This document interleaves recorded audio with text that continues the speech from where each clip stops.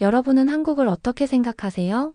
우리에겐 너무나 당연하고 익숙한 것들인 가까운 지하철역, 빠른 배달 서비스, 아무 데서나 되는 와이파이. 그런 것들이 다른 나라 사람들에겐 얼마나 낯설고 놀라운 일일까요? 오늘은 독일에서 온 한 여성이 그동안 세계 여러 나라를 돌아다니며 일하다가 처음으로 한국에 발령받고 완전히 새로운 경험을 하게 된 이야기를 들려드리려 합니다. 처음엔 차갑고 비효율적인 도시일 거라고 생각했던 한국. 하지만 직접 살아보니 그 예상은 너무도 처참하게 빗나갔고 그녀는 결국 인생의 방향까지 바꾸게 되었죠. 기술보다 따뜻했고 효율보다 배려가 앞섰던 한국. 그 감동적인 여정을 지금부터 시작합니다. 저는 엘레나 레머입니다. 독일 뮌헨에서 태어나 자랐고 지금은 유럽계 통신기업에서 디지털 전략을 담당하고 있어요. 유럽 여러 나라의 시스템 개선 프로젝트를 맡아오며 숫자와 효율로 세상을 바라보는 게 익숙해졌죠. 세계가 인간 중심이니 따뜻한 기술이니 하는 말은 그저 마케팅 용어일 뿐이라 생각했습니다. 그러던 중 본사에서 연락이 왔어요. 한국 지사의 디지털 인프라 컨설팅을 위해 3개월간 파견을 다녀오라는 지시였습니다. 처음엔 크게 반응하지 않았어요. 오히려 한국? 하는 생각이 먼저 들었죠. 솔직히 기대는커녕 편견만 가득했어요. 아시아 도시들이 대부분 그렇듯 빛나는 표면 아래엔 혼잡함과 위계, 그리고 감정적인 조직 문화가 숨겨져 있을 거라 생각했습니다. 도쿄의 복사본 같은 나라겠지. 빠르게 움직이는 것 같지만 정작 핵심은 없는 그런 구조일 거라 단정했죠. 출국 전날, 집 창문 너머로 비 내리는 뮌헨 거리를 멍하니 바라봤어요. 가슴 깊은 곳에서 이상한 감정이 올라왔지만 곧 밀어냈습니다. 3개월만 견디자. 감정은 개입하지 말자. 일만 처리하고 조용히 돌아오자고 다짐했어요. 이건 단순한 출장이지 삶의 전환점 같은 건 아닐 거라고요. 비행기에서 내리자마자 처음 마주한 인천공항은 제 예상과는 정반대의 모습이었습니다. 깔끔하게 정돈된 동선, 천장에서 쏟아지는 자연광, 자동으로 연결되는 공항. 와이파이, 다국어로 표기된 표지판까지. 전 당황했어요. 공항이 조용한데 모든 것이 정확하게 움직이고 있었죠. 이게 가능한가? 저도 모르게 중얼거렸습니다. 입국 심사 직원은 유창한 영어로 저를 반겼고 10분도 안 돼 입국이 끝났습니다. 짐은 이미 컨베이어 벨트 위에서 돌고 있었고요. 버스를 타고 서울 도심으로 들어서는 길 창밖을 멍하니 바라봤습니다. 깔끔하게 닦인 도로, 넓은 차선, 정돈된 간판들 제가 상상했던 한국의 모습은 어디에도 없었어요.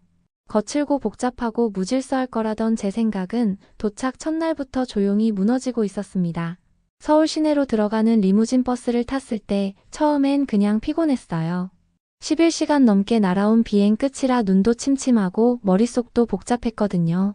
근데 버스가 출발하자마자 눈앞에 펼쳐진 풍경에 저는 말문이 막혔어요. 넓고 반듯한 도로, 고요하게 흐르는 차들, 그리고 도로 옆으로 펼쳐진 야경이 믿기지 않을 만큼 깨끗했어요. 이건 제가 알고 있던 아시아 도시의 모습이 아니었어요. 버스 좌석 앞엔 화면이 달려 있었는데요. 실시간 교통정보와 도착 예정 시간이 정확하게 표시돼 있었어요. 그 순간 문득 독일에서 수없이 겪었던 지연과 혼잡이 떠올랐죠. 우리나라에선 버스가 늦는 게 당연했거든요. 그런데 여긴 정시에 출발해서 정시에 도착했어요. 게다가 와이파이도 자동으로 연결되더라고요. 별도 로그인도 없이요. 이 작은 편의 하나하나가 너무 신기했어요. 처음엔 우연이겠거니 했지만 시간이 지날수록 그게 기본이라는 걸 알게 됐죠. 호텔에 도착하자마자 샤워를 하고 침대에 누웠는데 잠이 잘 오지 않았어요. 사실 피곤해서 눈은 감겼는데 머릿속이 멈추질 않았어요. 지금 내가 본 게 진짜 맞는 걸까? 이게 아시아의 변방이라고 불리던 나라에서 가능한 시스템일까? 이런 의심이 자꾸 고개를 들더라고요. 다음날 아침 출근하려고 지하철을 탔어요. 뮌헨에서도 전철을 많이 타봤지만 서울의 지하철은 완전히 다른 세계였어요. 역사 전체가 밝고 넓고 깨끗했어요. 스크린도어가 전 구간에 설치돼 있어서 위험할 틈이 없었고 승강장엔 초 단위로 열차 도착 시각이 표시돼 있었어요. 사람들은 질서정연했고 줄도 정확히 서 있었어요. 누가 큰 소리를 내지도 않았고 모두 자기 일에 집중하고 있었죠. 전철 안에선 와이파이가 자동으로 연결되고 충전 포트까지 마련돼 있었어요. 무엇보다 인상 깊었던 건 혼잡도 안내 시스템이었어요. 전광판에 각 칸마다 얼마나 붐비는지가 표시돼 있었고 덕분에 비교적 한산한 칸을 골라 탈 수 있었어요. 독일에서도 디지털화가 이루어졌다고는 하지만 이렇게 사람의 편의를 중심으로 움직이는 시스템은 본 적이 없었어요. 기술이 앞서 있는 나라들은 많죠. 하지만 그 기술이 사람을 위해서 배려하는 방식으로 작동하는 곳은 처음이었어요. 그날 지하철을 타고 회사로 가는 내내 저는 창밖을 바라보며 생각했어요. 내가 뭔가를 완전히 오해하고 있었구나. 이건 단순한 편리함이 아니었어요. 한국은 기술로 움직이는 도시가 아니라 사람을 배려하기 위해 기술이 존재하는 도시였어요. 그게 저한테는 너무 따뜻했어요. 출근 첫날 회사까지 지하철을 타고 도착했을 때 이미 제 머릿속은 복잡했어요. 모든 게 정확했고 질서 있고 조용했어요. 근데 그게 딱딱하거나 불편한 게 아니라 오히려 안정감을 줬거든요. 사람 많은 아침 출근길인데도 누가 소리치지도 않고 짜증내는 사람도 없었어요. 모두 각자 할 일을 조용히 하고 있었어요. 이런 도시가 진짜 존재한다는 게 믿기지 않았어요. 회사 로비에서 만난 팀장 박지우는 따뜻한 미소로 저를 맞아줬어요. 엘레나님 잘 오셨어요. 첫날이니까 점심은 제가 맛있는 거 사드릴게요. 익숙하지 않은 인사 방식이었지만 진심이 느껴졌어요. 회의실엔 미리 자료가 준비돼 있었고 태블릿으로 실시간으로 공유된 문서를 보며 회의가 시작됐어요. 모두가 정확한 시간에 모였고 불필요한 잡담은 없이도 분위기는 무겁지 않았어요. 피드백은 간결했고 모든 사람이 존중받고 있다는 느낌을 받았어요. 사실 저는 늘 효율 중심으로 일해왔어요. 감정은 줄이고 논리로만 접근해야 실수가 없다고 믿었거든요. 그런데 여긴 다르더라고요. 디지털화는 기본이고 그 위에 따뜻한 사람의 온도가 느껴졌어요. 회의를 마치고 근처 편의점에 갔어요. 점심이 조금 부족했거든요. 근데 계산대에 아무도 없었어요. 당황해서 주변을 둘러보다가 무인 결제기를 발견했어요. 터치 한 번, 카드 한 번. 끝이었어요.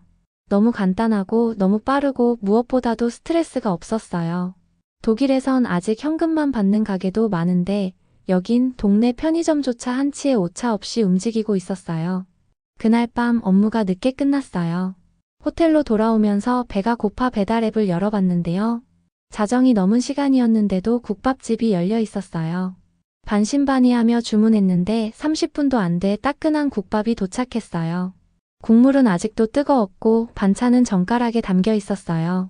플라스틱 용기 하나조차 흐트러짐이 없었어요. 그 순간 눈물이 날 뻔했어요. 고단한 하루 끝에 이렇게 따뜻한 한 끼를 먹을 수 있다는 게 단순한 편리함 그 이상이었어요. 그날 밤 저는 처음으로 생각했어요. 한국은 그냥 잘 돌아가는 나라가 아니라 누군가가 끊임없이 누군가를 위한다는 전제로 설계된 사회 같다고요. 이건 기술도 아니고 돈의 문제도 아니었어요. 사람을 먼저 생각하는 마음, 그게 한국의 시스템 속에 살아 있었어요. 한국에 온 지 어느덧 한 달이 지났어요. 처음에는 그저 놀라고 감탄했지만 이제는 제 안에서 무언가 조금씩 변하고 있다는 걸 느꼈어요. 매일 아침 눈을 뜨면 오늘은 또 어떤 게 나를 놀라게 할까 기대하게 되는 거예요. 예전엔 전혀 없던 감정이었죠. 어느 날 아침 회사에서 긴급하게 사무용품이 필요했어요. 예전 같았으면 팀장에게 결제 올리고 해외 배송으로 일주일은 기다려야 했을 거예요. 그런데 동료 정하진이 말했어요. 엘레나님, 쿠팡 써보셨어요? 저녁 전에 주문하면 내일 아침엔 도착해요. 전 속으로 피식 웃었어요. 그건 좀 과장 아니야? 라는 생각이 들었죠. 그날 저녁 7시쯤 반신반의하면서 쿠팡 앱을 깔고 필요한 물건들을 주문했어요. 혹시나 되면 좋고 아니면 그냥 다른 방법 찾자 그런 마음이었어요. 다음날 아침 7시. 문 앞에서 띵동 소리가 울렸어요. 나가보니 전날 주문한 물건들이 정확히 그것도 포장까지 완벽하게 도착해 있었어요. 진짜 눈을 의심했어요. 독일에선 프라임 서비스를 써도 보통 이틀은 걸렸거든요.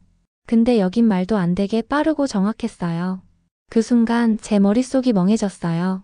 이건 단순한 속도의 문제가 아닌데, 이건 사람이 필요할 때 바로 옆에 있어주겠다는 마음의 표현 같았어요. 며칠 뒤 비가 오던 저녁이었어요. 우산이 없었어요. 독일 같았으면 그냥 접고 갔을 거예요.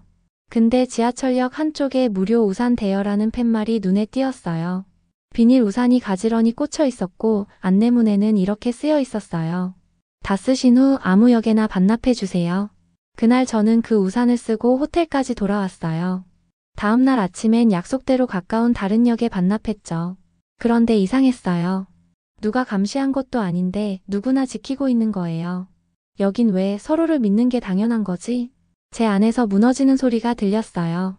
지금까지 제가 믿어왔던 효율과 논리만으로는 설명되지 않는 세상이 여기 있었거든요. 사람을 먼저 생각하고 그 사람이 불편하기 전에 먼저 준비된 도시. 그게 바로 한국이었어요. 어느 날 아침이었어요. 늘 하던 대로 커피를 내리고 창문을 열어봤죠. 서울 하늘은 깨끗했고 출근 시간의 도시는 여전히 조용하고 부지런했어요. 노란 택시가 질서 있게 움직이고 골목길을 걷는 사람들의 표정엔 분주함 속에 여유가 있었어요. 저도 모르게 그런 풍경에 마음이 놓였어요. 이젠 제법 익숙해졌구나 싶었어요. 그런데 그날 제 메일함에 하나의 메시지가 도착했어요. 엘레나, 복귀 준비를 해주세요. 다음 주 금요일 비행기 티켓은 본사에서 발권합니다. 손끝이 멈췄어요. 그냥 몇 줄짜리 문장이었는데 그 안에 담긴 무게가 너무 컸어요. 3개월 전만 해도 이 날만을 기다렸죠. 딱 3달만 버티자고 다짐했었으니까요. 근데 막상 그날이 다가오자 마음이 텅 빈 것처럼 느껴졌어요. 점심시간 팀장 박지훈이 조심스럽게 물었어요. 엘레나님, 표정이 좀 안 좋으세요. 무슨 일 있으셨어요? 저는 조용히 말했어요. 곧 독일로 돌아가야 해요. 메일이 왔어요. 지훈은 잠시 고민하더니 뜻밖의 말을 꺼냈어요. 사실 한국 지사에서 엘레나님을 계속 모실 수 있을지 상의하고 있었어요. 물어보지 못했는데 혹시 한국에서 더 일해볼 생각 있으세요? 그 말에 머릿속이 하얘졌어요. 지금까지 저는 단 한 번도 남는다는 선택을 상상해 본 적이 없었거든요. 가족은 독일에 있고 친구들도 익숙한 환경도 전부 거기 있었어요. 그런데 문득 이런 생각이 들었어요. 그럼에도 불구하고 내가 지금 진짜 원하는 삶은 어디에 있지? 호텔로 돌아가는 길 거리는 봄비에 젖어 있었어요. 서울의 불빛은 차분했고 익숙한 국밥집 간판과 노란 가로등이 저를 반겼어요. 그 순간 깨달았어요. 내가 돌아가야 할 이유보다 여기 머물고 싶은 이유가 더 많아졌다는 걸요. 그날 밤 저는 노트북을 켜고 본사에 직접 메일을 썼어요. 짧고 간단하게. 감사합니다. 하지만 저는 서울에 남기로 결정했습니다. 그리고 보내기 버튼을 눌렀어요. 손끝이 떨렸지만 마음은 이상하리만큼 편안했어요. 그건 제가 처음으로 스스로의 삶을 다시 선택한 순간이었어요. 그날 이후 제 삶은 조금씩 바뀌기 시작했어요.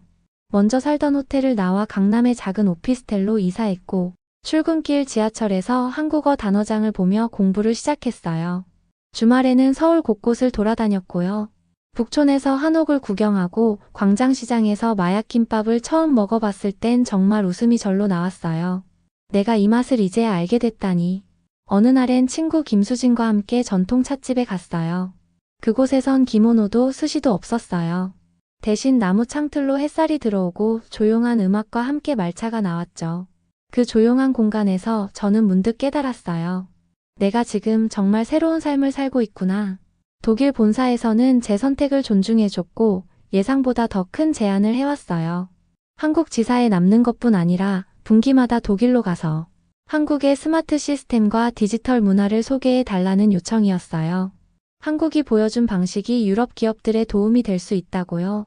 그때 전 확신했어요. 내가 선택한 길이 틀리지 않았다는 걸요. 이제는 제가 한국에서 배운 걸 유럽에 전하는 사람이 되었어요. 그게 단지 기술의 수출이 아니라 사람을 중심에 두는 문화의 전달이라는 걸 저는 잘 알고 있어요. 한국에서의 삶은 여전히 바쁘고 때로는 문화 차이도 있어요. 하지만 불편하지 않아요. 오히려 그 차이마저도 이 도시의 배려가 덮어주고 있어요. 가끔 런던에 있는 친구들이 물어요. 언제 돌아올 거야? 그럴 때마다 저는 웃으며 말해요. 글쎄 아직은 모르겠어. 여기가 너무 좋아서. 처음엔 3개월만 버티자고 생각했죠. 근데 이젠 어떻게 이곳을 떠날 수 있을까 그 생각부터 들어요. 서울의 야경을 바라보며 그런 생각을 했어요. 불빛 하나하나가 마치 사람처럼 말하고 있는 것 같았거든요. 어서 와, 기다리고 있었어. 저는 이제 이 도시의 한 부분으로 살고 있어요. 서울은 제가 살아온 수많은 도시들 중에서 유일하게 제 기준을 바꿔놓은 곳이에요. 그리고 저는 그걸 매일매일 고마워하고 있어요. 여기까지 사연을 보내주신 엘레나 레머의 이야기였어요. 처음엔 그저 출장지로 생각했던 한국이 이젠 인생의 방향을 바꿔줄 만큼 특별한 나라가 되었다고 말해주셨죠. 저는 오늘 이야기를 들으며 한국이 가진 디지털 시스템과 생활 인프라, 그리고 작은 배려 하나까지도 시스템 안에 녹여낸 섬세함이 우리를 진짜 선진국으로 만들어주고 있다고 느꼈어요. 여러분은 어떻게 생각하시나요?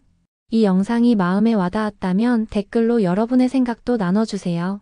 구독과 좋아요, 알림 설정까지 해주시면 다음 감동적인 이야기도 가장 먼저 만나실 수 있습니다.